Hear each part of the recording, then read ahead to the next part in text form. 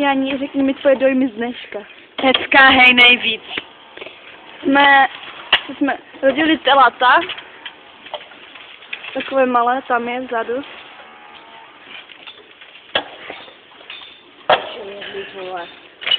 Píči, furt žerou. Jo, tady vozíme kolečka a krmíme je prostě, protože oni furt žerou a furt nemají. Takže je to celkem bylo na hovno, protože to tady musíme dělat tak 10krát denně. Takže to úplně peckovačka jak si. Yes. Jo, však to už dívej, ta krava je úplně sebevrah jak cibna. Taková radost z práce.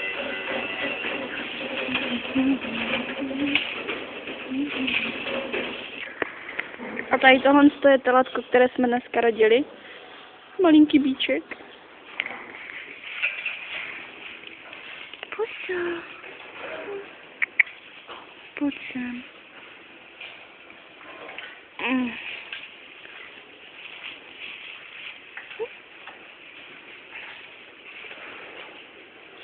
Neboj.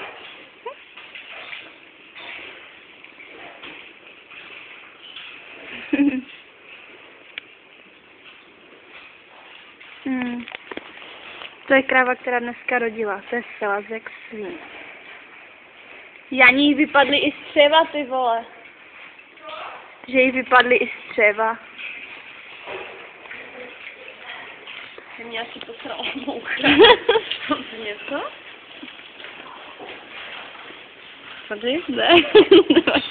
Já ti olízla ruka. Proč mi olizuješ ruka? Tak my se loučíme, že? U krovek. Tak loučíme se s vámi.